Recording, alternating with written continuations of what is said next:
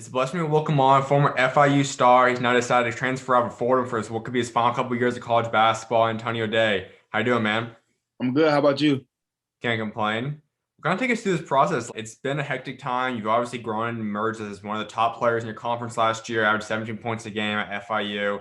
Decided to put your name in the portal, and you found a new home in the A10 net, going to Fordham. Take us through this decision. Just how you feeling to finally be committed now?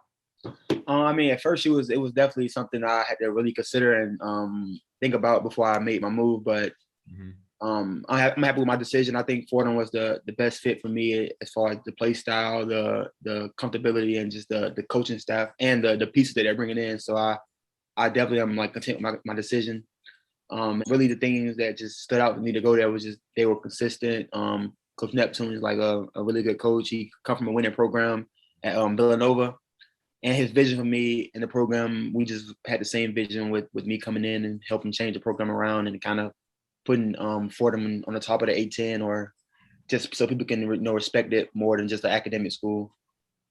Now, here's what's unique about this because obviously people look at Fordham and know it hasn't been the biggest and the most successful past couple of years out there. But you look at the conference they're in, that's the A10, who's been really emerging as one of the better conferences outside the Power Five, and it's even getting up to the Power Five discussion. Like you see a lot of pros coming out of there now. So you see that, like obviously had to be a big attraction to you going in there, being one of, if not the go-to guy on A10 team, playing schools like Dane, VCU, go against all these other top colleges. How big of an appeal was that for you? It definitely mattered to me because I like to compete. I wanted to a reason for me transferring is wanted to go somewhere where I can get pushed a little more because Conference USA is a good conference, but Mhm. I definitely didn't think that I was being pushed to the limits that I wanted to be pushed to. So being in the A10, I have a lot to prove. So I'm excited about it and I'm looking forward to it and just shock everybody. Now you were a guy that had the potential of going to a lot of different schools. You had in your final group schools like Kansas was in them, Mizzou, UNCG was another kind of same situation as Fordham could have possibly been like. Like there were some big schools recruiting you. So why was Fordham the school you chose? Like how did you pick them over Blue but like KU, over school like Mizzou? Like what led you to that decision? Well, my biggest thought process through the whole thing was kind of just doing fit over name. And what I mean by that, kind of just going somewhere where I felt the most comfortable and wanted over the like the name on the jersey because whether you're at Kansas, Kentucky, or freaking Fresno State, whatever, it don't matter, like wherever you at, it's just like if you're a pro, you're a pro. So the biggest thing for me was just listening to everything the coaches had to say, and also seeing what guy they were bringing in and how I could see myself playing with them, or if they really wanted me from my numbers, or they wanted me just like because they really wanted me. So all that played a part. And Fordham just came out on top because, like I said, Coach Neptune, his pitch to me was just he's ready to win and he ready to put the ball in my hands, but nothing is going to be given at the same time. So when he told me that, it kind of just opened my eyes to like I wanted to be around a coach who was real and just wasn't promising me Candyland. so yeah, that definitely was a big attraction for me. Now we're gonna get back into Fordham a little bit later on, but I want fans to get to know you a little better and your journey to this point. So let's head all the way back. You're originally from Durham, North Carolina. Walk us through that. Like what was like growing up out there? It's definitely a tough place to grow up in, but it's not. It's a semi big city in North Carolina. It's not like too small like people would think. But it's hard out there. A lot of basketball is really big in North Carolina. Period. So I like it. My city have a lot of talent that came out of it. So it was a lot of competing, and yeah, I just love it. I wouldn't want to have grown up anywhere else. As you said, we know the talent out there is super rich. It's been historically great. It's great right now. It's going to be great in the future. Like just being a part of that where you're going up against guys that you're watching right now play in the NBA, other college stars, up and coming high school players, like you're being pushed practically every game you go out there and play. So what's it like being in that atmosphere growing up? It definitely prepared me for like college and stuff because I've been playing against pros since I was 11, 12 years old. Like, and I'm good friends with a lot of guys who went on to be NBA guys or who's at these Power Five schools. So just to be around them guys and hang with them off the court and on the court, it just give you a competitive mindset just to want to be at that level or past it. So and we all support each other, like the ones who are doing positive. So it's a great feeling. Like I said, it just pushes you to want to be at that level or higher. Was there one guy, if you look back, like was there one player that you really loved matching up against? Like when you saw him on your schedule during your high school career, like, that's the guy you wanted to play? Um, probably one of my one of my best friends, Ellis. He's going to Louisville. Probably just because me and him are like best friends, or just someone I was close to, like Jamaru Brown before I had ended up transferring to the school with him. Like school games like that just kind of intrigued me because they were close friends of mine and the bragging rights, and they were also just good players. Like you mentioned, Ellis took his unique journey. He's obviously went the JUCO route, and now he's going to go to Louisville next year. And you just see all these guys you grew up with have had successful college careers now. You've probably either played against them or will play against them in the future. Like when you just see these guys all live up the dreams that you guys dreamed about as high school guys, as middle school players, what's like kind of watching that kind of It's unfold? super dope. Especially with like the whole L situation, because me and L are like childhood best friends, and we always like talked about going to the ACC together and like playing against or with each other. So since we were literally young kids, and even like Trey Murphy from Virginia, me, him, and L used to always talk about how we're gonna like go to the ACC or team up together. So none of this kind of in fruition. Well, not me being in the ACC, but just kind of him getting to go to the ACC, and like Trey playing at Virginia is kind of like dope to see that. And I think it's a good feeling to know that we all come from the same town, who's really always been counted out, and we're kind of just putting them on the map and making a name for ourselves in the city. I'm not sure if any of those schools reached out to you, but did you ever talk to Al about possibly going to Louisville, teaming up with him? Did you ever talk with Trey about possibly going to Virginia? I know he's in the draft process too, but like, did you ever talk to those guys about possibly teaming up with them at the college For level? sure. When I entered the portal, well, before I entered the portal, me and Trey and L were all in talks of like teaming up together and having ideas. And then like but obviously we were gonna do the best thing for us individually. But if it made sense, then we would definitely look forward to doing that. And when I entered the portal, like Trey was like in Coach Bennett's ear about recruiting me, like the first day I was in the portal. But I mean, I just didn't think that I was a Virginia type player as far as like my style of play. They kind of slow and methodical. I'm kind of more fast paced. So that was just like a dream thing, like a what if type thing. And then the Louisville situation with L, yeah, he taught Coach Mack for me also, and Coach Mack and them like my game a lot, and I almost considered going to Louisville as well, but things didn't work out. So it was okay, but we definitely was in the talks, and things could have went that way. Let's get into the high school career a little bit, 'cause that's what kind of made your name, became the player you are today. So you start off at Southern High, your first few years in high school. Walk us through that a little bit, like just kind of take us through a little bit overview of your first 3 years spending out there.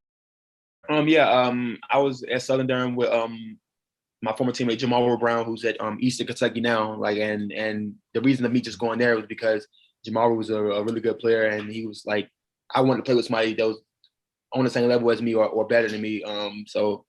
And then Coach Hall, who was the coach at Southern Durham at the time, was a really good coach, and everybody in the city knew about him. So just me going there, I just wanted to win and compete. And I really felt like me and Jamaru and the other guy that we had were like the best team, one of the best teams in the state. So I just wanted to go and win and compete. And then Southern Durham is also a really, really good school just to be at and be a part of.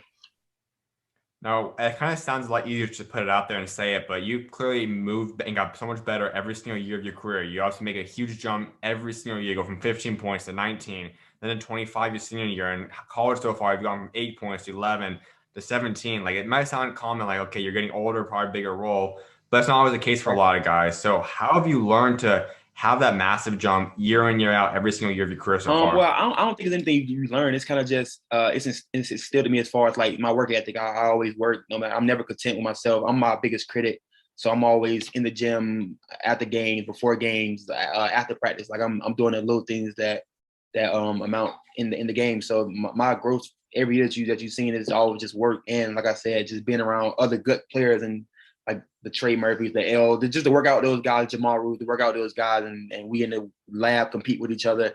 I feel like if I can guard them and stop them, like I can pretty much guard anybody in the country and score against anybody in the country. So all those things just tie in. I just got a good support system and I just work. Now let's talk about Jamar a little bit more because, like you said, he's obviously having a great career so far at EKU. But you guys have formed that dynamic duo your first few years out there. So discuss your guys' bond. Like, how did it grow to the point where you guys were becoming that strong dynamic duo together? Well, let me just start out by saying we played Jamal Brown my freshman year of college, my sophomore year of college, and we beat them by 20. But but besides that, no, yeah, I mean, just me and Jamal, he's just a good guy. He's selfless. And a lot of people thought that we me and him would better play together because like we both were ball dominant and we both, were the guys on our individual teams. But me and him kind of linked up together, and we had a plan and a vision that we just do the bigger goals to win, and we try to both get to the same thing, which is Division I basketball. So we love playing with each other. Like we complement each other games on both ends of the floor, and it worked out good. Like me and him never really bumped heads or disagreed too many times. We both competitive and we both wanted to just win. So when you do get to go up against a guy that you knew from high school and you play against him in college, what are those games like? Oh man, I'm that might have been. I always play hard, but that definitely might have been one of the more hard games I've ever played. Like I'm talking junk to him, he's talking junk to me. We're going back and forth like within the system of both of our offense, but it definitely was competitive and neither one of us wanted to lose, and we both were just talking stuff because we knew it was all love at the end of the day. But on the court, we it was no limits, no barriers. It was whatever goes. And then you head into your senior year and you decide to make a transition out to Fort Lauderdale, Florida then, and you decide to go out there and play. And you go out there and you have an incredible season. You make all-state team. You jump to 25 points a game, 6 rebounds, 5 assists. Walk me through that transition. Like, what brought you out to Florida? Well, it was just a family friend had an opportunity that presented itself for me to move out here. My mom kind of just wanted me to get away from Durham because it was just Durham is a great city, but it's easy to get in distracted or get lost or just to get into bad things. So me moving out here was just a big sacrifice for me and my mother and just my support system. Because I'd never been to Fort Lauderdale before. I had never been outside of North Carolina besides going to AE tournaments and stuff like that. But yeah, it was definitely it was a big decision. But I just kind of had to grow up fast, and I came out here and handled business, and my academics picked up tremendously. I met great people here, and I don't regret it at all. It might have been like the best decision I've ever made in my life. So it definitely was a great experience. It was in trials and tribulations for sure, but it prepared me for Mm-hmm. college. Like when I got to FIU, I was already familiar with the area down here, and being away from home was like it was a no brainer for me. It was easy. I was comfortable and I was prepared.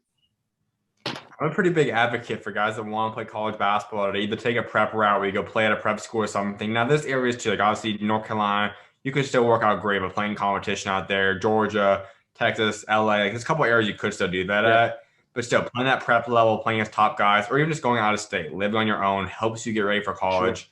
So, how much do you see that benefits you? Like by playing that senior year out of state in Florida, how much more comfortable did that make you feel, and how easy was that transition then to the college court for your freshman Oh year? man, it helped me tremendously. Like I said, I don't regret it at all. Because when I first moved down here for high school, I was only just turned 17. So of course, leaving my mom, my little brothers, and my sister, and my family was super hard and uncomfortable. But once I got to college, it was like it was no problem at all because I was used to it and I knew like that I had made it pretty much to where I was trying to go. Like as far as my biggest goal was just to get into college and get a scholarship. And so when I did that, it literally prepared me for everything I can possibly have coming. I want to go back to North Carolina a little bit real quick on one You question. look So, at if all the guys from North Carolina that you've played against before, not even played against, like the guys that were in your recruiting class, anyone that was like in high school during your time span, so anyone was a senior, a freshman year, like was in North Carolina during your time out there, who would be like your North Carolina dream team? Like you start with your starting lineup of guys Okay, from so North this is what I'm Carolina. gonna do for you. I'm not even gonna say North Carolina. I'm so confident in my city in North Carolina that I'm just gonna name guys from my city. Um, Hmm. Me, Ellis, Trey Murphy. Um, Let me see, Trey Murphy, Jalen Rashad. He went to college at Charleston. We need a big man. Josh Hall. I'll say Josh Hall played for the Oklahoma City Thunder. So yeah, Hmm. that'll be my five. So if you're gonna take like a couple of guys off your bench, two, three, four guys off the bench, just come off your Okay, bench for okay. you. Um, let's see. Jalen Johnson. Um, Hmm. he's at a JUCO right now in North Carolina. Jordan Love, who's at Southeast Missouri. I'll go Jamaru, even though he's a Raleigh guy, but he's still family. He stayed in Durham. So Jamaru Brown. And I'll give you one more. Hmm. Let's see. I'll say Justice Kipcart. He's an older guy. He was at ODU and at Pitt. So I'll say Justice. Absolutely. Well, going back to the senior year a little bit, because all of a sudden I said you have a jump from 19 to 25 points per game in a new state. Now the record wasn't as good as your past couple of years, but like you go out there and produce at a high clip. How are you able to transit to that extent? Like how are you able to go out there and average 25 in a new state for your senior year? Oh man, yeah. It that was a different experience as far as the me putting up a lot of numbers because I've always been able to put the ball in the basket, but and when I was in North Carolina, my primary thing was to like facilitate and get other guys involved. So when I came down here, we had a young group of guys, a young core, and I was one of the older guys, and we weren't that talented. Like so I kind of had to take over the role of scoring a lot, and teams used to like box and one me, triple team me, like I've seen every type of double team you can imagine in my senior year of high school. So it definitely was unique. And I like the challenge because I'm always up for challenges, and I think it like added like another part to my game, which helped me in college because even this year, me scoring 17 was big time to me. So it prepared me, and I like the challenge. And it was different for sure. So if I would have told you heading into your freshman year of high school that you're going to live out this career where you get MVP back-to-back years, you're going to have incredible numbers in North Carolina, then you're going to go out to Florida and dominate, then you're going to have an incredible college career and have all these offers as well. Could you have seen that in your future? Well, yes and no. And the yes come in at like I said, I work hard. I've always worked hard since I can remember how to play any sport. And I've always been determined, and I was fortunate enough to have like a really good support system around me of coaches and family members or whatever the case may be. So yes, in that aspect, but no in the aspect of I really didn't even like have the love for basketball. I was a big football guy. So I definitely would thought it would be football. And then on top of that, I didn't really I was kind of a raw talent. Like I really didn't I just worked hard. Like I didn't really do the trainers or like the the pretty route, like like I didn't have that all that access growing up until I got older and a little more of a name than guys thought, but growing up I didn't really have that. So with that being said, I probably wouldn't imagine it would be this good. You mentioned your football aspect. So what led to the change? Like when did you start realizing, I love basketball more than football, and when did that transition happen for Really, you? I to this day, I still love football more than basketball. I love basketball for sure. I've grown to love it, and it's like it's tied up. But football, I didn't choose football because it sounds silly, but it's just football is outside and basketball is inside. That's genuinely the reason why I picked basketball over football because football is outside, and I was like, I don't. So yeah, that's legit the reason why I chose basketball over football because a lot of people, like all my peers and all older coaches coached me, they've said I'm better in football than I'm in basketball. Mhm. So Now we do know it is pretty easy to translate from basketball to football. Football to basketball is a little bit difficult if you're not playing for a little bit. Have you ever considered going back ever at any point, maybe even after your college basketball career, if that's not something, if you can see an opportunity to play pursue football in any degree, like have you ever considered playing football at the collegiate level or possibly play absolutely. basketball? Every time I'm at a football game or like in college or I'm just around, I'll be thinking like I want to do both. Like I really want to just do both. Like if that is ever like an option that's presented to me. So it's definitely something I think about all the time when um I be realistic with myself because I know it ain't just easy to just hey, I want to play college football now. Like I'm back. So I know it's not that easy, but if opportunity presented itself, I definitely would not pass up on it. Absolutely. Well, let's head into this recruiting process because you had a lot of schools interested in you. You had offers on the table, some schools in the mix. St. Bonaventure, obviously Rutgers was in the mix, Clemson, FGC. Like there's a lot of schools in the mix for you. Choose FIU though. Walk us through that recruiting process though, and what ultimately led you to FIU. Yeah. Just me being down here, I had met like a really good family, which I'm at their house now, that I just really grew to like, and they just took me in like as a son. So just being closer to them, I didn't want to go to school in NC at all, unless like Duke called or something like that. But I didn't out of high school. I didn't want to go to school in North Carolina. So being down here was just with easy access to have like a second family type feeling. So if I ever like was uncomfortable or needed something, I would just have somebody down here. And then also just FIU wasn't like a big school. I was living in Fort Lauderdale for 2 years. I didn't even know what FIU was. So with that being said, like I was like, I want to go to somewhere I can put on a map and kind of make a name for them and help the program turn around. So when they reached out to me, it was all the coaches' first year. So I said, what better way would it be if I came in and kind of made put my print on it and in their first year, change the program around would be really cool to me. So I picked FIU just because I wanted to be different, take a different route and yeah, like I said, just be closer to the people I kind of grew to be like close with. Now, you have to walk us that mentality a little bit because you mentioned that originally, like why you chose Fordham over school like Kansas, over school like Mizzou was the fit, was an opportunity to go out there and play. And not a lot of guys choose that. A lot of guys say, "Oh, I got Kansas on the table. That's a blue blood. Let me go there," and it might not work out. For a lot of guys, it doesn't always work out there too. So, what's kind of went through your thought process? Like, why did you decide to say, I have a school like Clemson in the mix for me. I have Rutgers. I have these schools that are pretty big names. I'm gonna go with FIU. Like, what's always led you to find the best fit over the biggest name? Well, just seeing guys in my city get put in bad situations. Not even just guys in my city, just guys in general in college basketball just get put in bad situations because they don't go to the right school. They get screwed over just because they went because of the name or they didn't build a relationship with the coaches. So my biggest thing, I'm a pretty smart guy who methodical about every decision I make. So I kind of just sit back and see whichever coach really wants me and like make an effort to recruit me and make me feel welcome and I just see how that they're I just look at everything like aside from basketball because like I said I'm confident in my skills and my work ethic.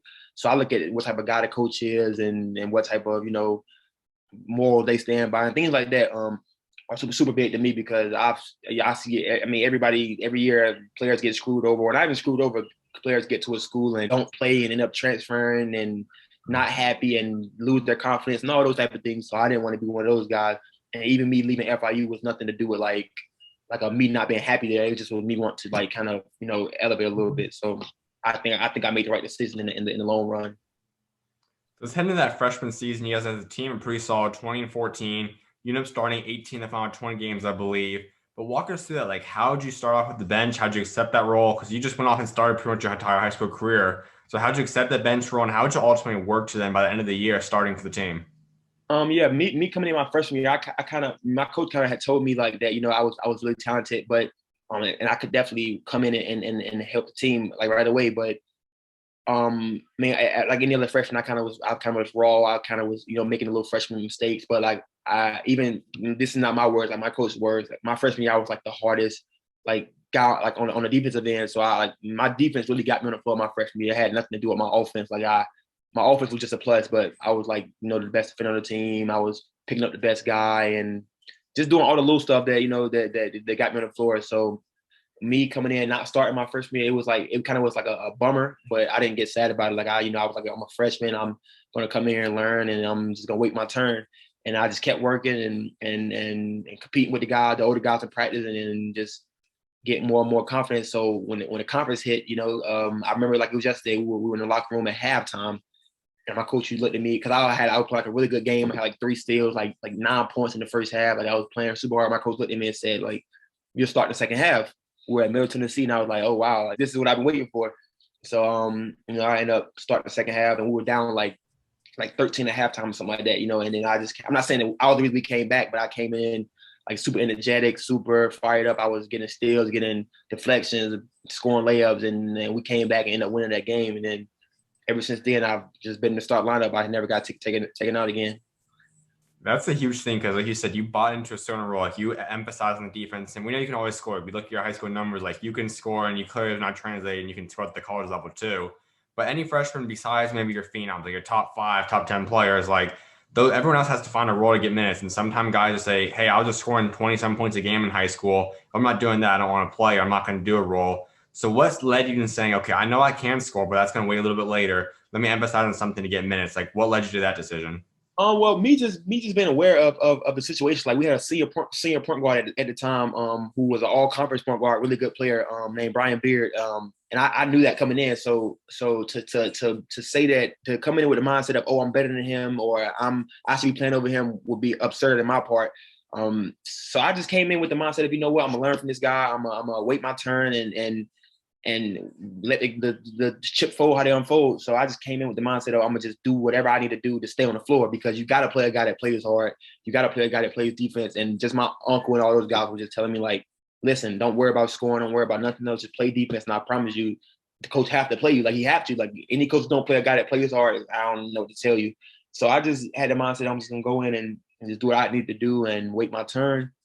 And lo and behold, like I said, when conference hit, me and the guy Brian Beer were playing together. We were in the backcourt together, so I didn't even have to necessarily wait for him. I just ended up playing with him. We became like a co-ed. So it definitely it was a learning experience and it helped me a lot. Also, a guy down low in Osa who developed into becoming one of the best shot blockers in the entire country. In fact, he even led the country in blocks last season, or 2 seasons ago now, I guess. But how did you guys get to roll together? Because anyone, especially guards, if you have a rim protector that can always protect you if you get beat or anything, that's obviously a huge plus to having your team. So what was it like playing alongside Osa? Well, the chemistry was always there between me and O because me coming to college, I knew that I needed my bigs the most. I became friends with all my bigs immediately. Like every big man we had, I became like really close to them because no team is good without a good big man. So our chemistry was there because O is a really good guy, really talented guy who works tremendously hard. And any guy that work hard and I can be around.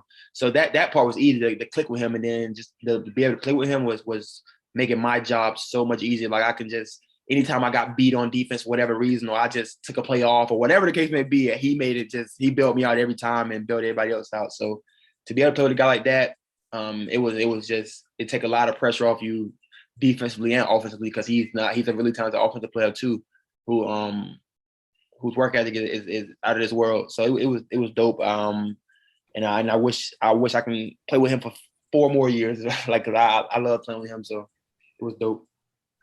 Now, there were two big games for you that season too. You had 20 points and then 22 points back to back. One was against North Texas, next one was against Florida Atlantic. How big were those games for the freshmen? Like, there's typically sometimes during freshman season, that guys just click and get back to what they could become down the road. So, how big were those two games for you, both confidence wise, but also just for the season? Confident wise, it was huge for me because I had kind of got in my own head because I was shooting the three ball horrible my freshman year. So that kind of was getting in my head up the year. And then just going through like freshman roller coasters, my confidence was never down. I was always like self-motivated and I always kept myself up. But just going through the little trials and tribulations to have those games at that part of the season was super big for me and also the team because we're like deep into the conference where we needed some wins to get good seeding. Then the North Texas game was on senior night, and North Texas was one of the like best teams in the conference that year. So just to beat them, and for me to be one of the key reasons for that on senior night, that was amazing to get my seniors a win. And then the FAU game was just big rival game. So to perform in that game was a big confidence booster, and it was just a good bragging right for us and the team to beat them guys. Then you head into that sophomore year, you guys go 19-13 that year. You go double digits, you're averaging now. Walk us through that sophomore year a little bit.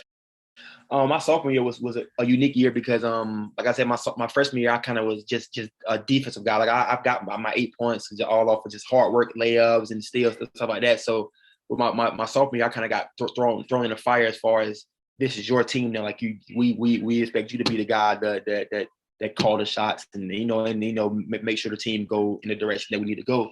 So my sophomore year was definitely the biggest growing year for me because my freshman year I had no expectations. They were just like, "Hey, go break a leg," like so it was just whatever. And then my sophomore year they kind of had expectations for me to be the guy and all that. So it was definitely a big growing year for me, and it was a lot of learning lessons. But I had fun that year. We were really talented team. We had a lot of success, and to lead the conference and assist that year was a goal that I had set for myself before the season. So to do that and hold to that was super cool for me, and it was a fun year for me. My sophomore year was a very fun year, and we were winning, so that was always fun. And I really truly think if we wouldn't have got like interrupted by COVID, we had a good chance to win out our tournament. So that was only the bummer of my sophomore season. And this heading into your past season, you have a huge jump then to 17 points a game, 4 rebounds, 5 assists, 2 steals. You have 8 20-plus point games. You guys go 9-17, but obviously COVID played a factor in that. Like, it was a rough year for anyone that deal with that. So, but kind of just walk us through this year, like what led you to take a game to that level, and also how did you adjust to the COVID pandemic? Yeah, I definitely think that I don't think that our record indicated how good we were as a team or how talented we were because I mean obviously everybody had to deal with it, but I think that our COVID situations probably were one of the worst in the country as far as like we literally after our first 4 games, which I don't really count because we played 2 non-division 1 teams, but after that, like we didn't have none of our starters like all at the same time like throughout the whole season after that because either when I got COVID and then another guy was playing, then when I came back, another guy got COVID and so forth and so forth. So it definitely was challenging. It was challenging and just to have to be mindful, and being in Miami was one of the most like hot zones in the world. So it was definitely rough. But as far as the basketball aspect, I think it went good for me. I think I could have a much better season, but I liked it. It taught me to be more of a leader and to deal with the highs and the lows. Because my first 2 years we had 20-win seasons, or we were on a winning side of things. So to now be on a losing end of things, it kind of humbled me, and then it made me even more hungry and to not take things for granted, and to just be more of a leader. So it helped me a lot. Like I don't regret this season at all. I think I needed it, and I think we needed it as a team to kind of take a look in the mirror and understand there's a lot of work to be done. All right, last time you about your FIU career is you talk about another guy who's obviously moved up to West Virginia now. Walk us through your guys' bond. Like, how did that groom over the course of the season? And also, what is West Virginia going to be getting in him? Yeah. Me and Demond, he's a good guy. He's worked hard. He was always a really good teammate. So playing with him was pretty fun. He's crazy though, in a good way, but he's a crazy guy. And yeah, even when his decision to enter the portal, when he entered the portal, I knew he would have like some good options, because he plays hard. He's a good rim protector, and he just does all the little things. So him going to West Virginia, I think he'll do really well there. And he was a big time prospect out of high school. So West Virginia was on him out of high school. So I think it's a good fit for him, and I'm happy for him. And I'm just I think he'll do good there. So you look at your entire career as a whole picture now, all the ups and downs you went through. What was your favorite memory of your college career at FIU? Um, that's tough. Probably one. Let me think. Probably, honestly, probably the either the EKU game, the East Kentucky game my sophomore year against Jamaru, or the Rice game my sophomore year against Trey Murphy. We played them in the conference tournament first round. We beat them by like 20 or something like that, because that game was one of my favorites, because during the season they beat us at their house when we were like the big favorites that game. So Trey was like let me hear it for the whole season. Like he was picking on me and stuff like that. So to beat them in a conference tournament when it mattered, it kind of was like, yeah, I got you back. It felt good to get them back. So that probably one of my more favorite games or favorite memories. So as we already talked about, then you put your name in the portal, and as we know, you're heading to Fordham. But I have to ask you, like, was there a number two option? Like, was there another school that you'd say if Fordham wasn't in the play for you, like that was a school you really wanted to go to? Well, yeah. In the middle of the process, a lot of people. I mean, I didn't really share this. You'll probably be like the first media person I shared this with. So in the beginning of the middle of the process, I was like sold on Marquette University in the Big East. I was like sold. Like, I love Coach Wojo. I love the staff. Coach Gainey at the time was there. And just the whole Marquette situation, the whole pitch they had for me, the whole like just everything. I fell in love with it, and I was like on the verge of signing and committing there. And then the unexpected fire of Coach Wojo on the staff kind of set things back. So when that happened, I was kind of like, let me start over again. And then after that, I was strongly considering committing to St. John. That was probably my second option if I didn't go to Florida. I was loving St. John a lot. But some situations happened with that didn't go through. So I ended up, yeah. So I would say St. John and Marquette were close seconds for sure. Now that had to be challenging because I was going to ask you too. I mean, obviously you were in the portal a little bit longer than some guys, especially if your caliber. Like we see guys that are coming in with your status, like they might be in there for a couple of weeks and out. So going through a process where you were pretty much locked in on Marquette, then that whole situation happens there, and St. John's that happens there. How are you dealing with that? And how'd you handle that? Yeah, for that, it definitely was like, I believe everything happened for a reason. So every time something happened, I didn't Mhm. get too down on myself, or I didn't get discouraged about it, because I knew that take a time and everything would come in fruition. But it definitely was challenging as far as just wanting to be somewhere and then something fall through that was out of my control. Like it was nothing that like was me or the coaching staff per se. Like everything was just Mhm. something that just happened unexpected. Like a coach got fired or a guy committed before me or something like that. So when those things Mhm. happened, I just just kept my head on straight. I just kept working, and I was like, you know what, the right school gonna come up, and when they do, I'll just I'll go with that opportunity. Now, before we talk about New York and where you're heading in a couple weeks now, obviously you've had basketball kind of run your family a little bit. Your uncle played at UNC, you then played in the NBA with the Cavs for a little bit. So how has that helped you, like having basketball in your family line a little bit? How has that impacted you and helped you throughout your career? Yeah, it definitely helped me a lot. Jawad, he's a good guy.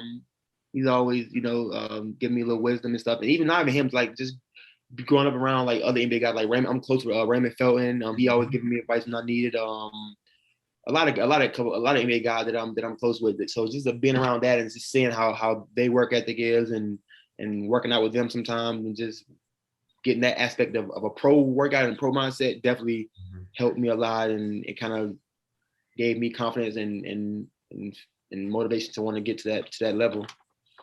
All right, so let's talk about New York City. So we're heading out now. You go into the A10 we discussed, but like you mentioned a little bit, but we got to go a little bit deeper into Coach Neptune. Obviously, like you said, he's played Division One basketball before. He was the Villanova assistant. Clearly, we know how successful that program is. Now he's coming to Fordham. We know he's one of the more heavily pursued assistant coaches out there. So what is it about Coach Neptune? Why is he someone that Fordham fans should get behind and should really embrace and be excited for what he can bring there? Well, first of all, he's a New York native, so the chip that you have on the shoulder to put on for New York is going to be more than any other coach that you will get that's not from New York, because he have a personal reason to want to put on. That's a big reason, and just he's a good guy, a really great coach. He cares about his players even from day one. Me talking to him, he's always just been real with me and consistent. He all, even to this day that I've committed, he still calls me and FaceTime me just to check up on me and give me a little advice about basketball. So I think Fordham fans and just the state of New York should be happy. Because I think that Fordham is in good hands with him being the head leader of the program, and as well as the other coaches that the school picked up are really good guys. They all super energetic and wanting to win and wanting to compete like from day one. Now, being in the A10, there's a list of schools you could choose from, but who is the school you're most excited for? I know the Bonnies are going to head in. They're probably top 15 in the country. VCU is going to put something good together. Same thing with Daye, like the list goes on. But is there one team or one player specifically you're the most excited to go up against? In the A10, I want all the smoke. I want the best teams in the A10 for sure. But if I had to pick one, I'll probably say I'll probably say VCU or VCU, or I'll say LaSalle. VCU is one of them two. VCU because they just always at the top of the food chain in A10, and their program is legendary. And I think that they are really good. So I want to test my abilities and also the team ability this year, and that's going to be a game I'm looking forward to. And then LaSalle just because one of my former teammates, Josh Nickelberry, goes there, and it's gonna be fun to compete against a guy from my home state. So you look at your game, and so I got to ask you then, what are you bringing to Fordham? Like we see you as a great scorer, you've always done that, but you bring a lot more than to that too. I know you can rebound, assist, but kind of walk us through like what is Fordham getting Antonio Daye? Yeah, but besides the things that you just listed, definitely just getting like a guy that works hard, a loyal guy who's gonna give his all to the program on the court and off the court, and he's just a good teammate, guy who can defend at a high level, and ultimately a pro. Because I really believe that I'm gonna play at the highest level, and I'm just gonna work hard. I'm gonna come in and just be an everyday guy.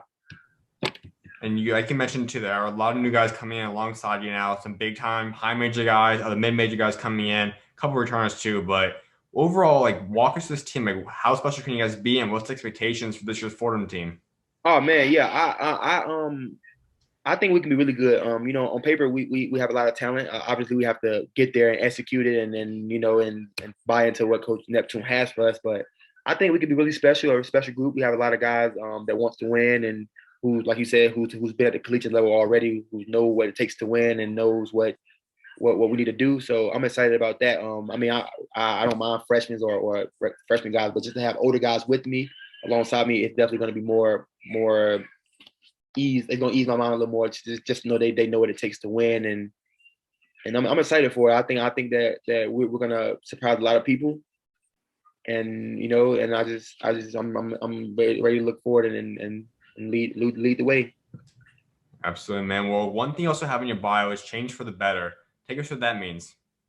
Yeah, that's and the little butterfly, because they change for the better. Butterflies change, like they so that's just how I always think that change is big, long as you change it for the better, like in a good way. So that's my motto, and I live by that.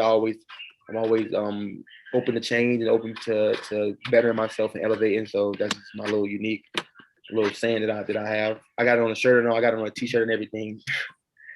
Yeah. Absolutely. Well, a couple more things before I let you go. One of which I was like wrapping up with is discussing a legacy. I know that's something that all guys want to build for themselves. So when you are done playing this game of basketball someday down the road, what do you want to be remembered for what you achieved both on and off the court? Well, off the court, I just want to be known for just being a good guy. You know, a high character guy who's likable and who people respect, and just me. Just I pride myself on just being an honest guy. So I hope people that's what I want to leave for sure off the court.